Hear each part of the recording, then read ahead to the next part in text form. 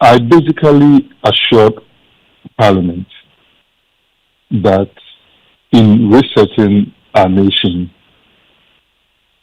certain changes would have to be effected. And the changes that we have all witnessed at the level of the Ghana Armed Forces are to achieve service efficiency. And that is also grounded in the Armed Forces regulations. This being the case, it is obvious that the Commander-in-Chief of the Ghana Armed Forces and President of the Republic has acted legally, lawfully. In terms of appointing a Chief of Defense Staff, that is also captured by the Constitution, and the President has acted lawfully. Reverend Ntim Fordjour asked a question in Parliament, and as I said in Parliament, his question was even wrong. But because of the pollution that he has subjected Ghanaians to over the period, I decided to attend upon the august house to answer the question, to clarify by first correcting the question and then provide the details. His question was that all 15 major generals, 2-star and equivalent, and above in the command of the Ghana Armed Forces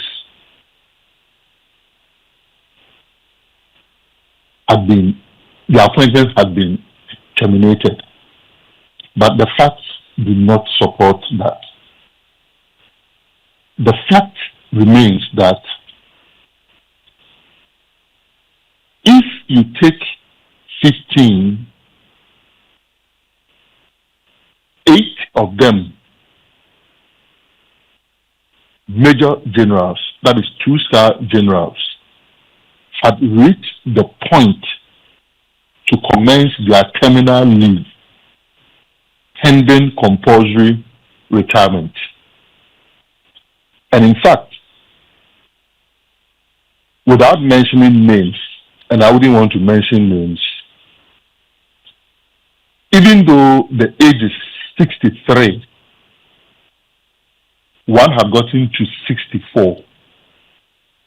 So the Ghana Armed Forces is said that at 63, then, or few months before that, you should take your terminal leave pending the compulsory retirement. And for them, for every 4 years that you serve, you have 1 month of terminal leave.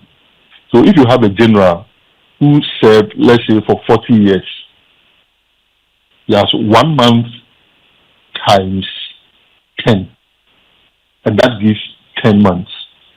It is at the end of that period that the general is released honorably. So of these 15, 8 have gotten to that stage. And I have the list before me: 64 years, 63 years, 63 years, 63 years, 63 years, 53 years, 53 years, 53 years. If you subtract 8 from 15, you arrive at a difference of 7. Let's account for the 7. And this is what I mean by the pollution. Out of the 7, 3 of them are presently not on terminal leave. One is serving as Deputy Force Commander, United Nations Mission in South Sudan.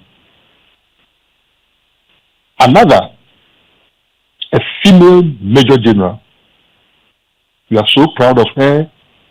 President Mahama even commended her during the graduation ceremony of the cadets. She is also serving as Force Commander, the United Nations Disengagement Observer Force, UNDOF. And the third, Air Vice Marshal Felix Asante. He has been appointed by President Mahama's government as the acting president of the National Defense University. So, if you take the 15 and subtract the 8 that have reached the mandatory age, you have 7. If you subtract these 3 major generals and equivalent, you have 4. What it means is that instead of Reverend Ntim Fordjour being truthful to Ghanaians,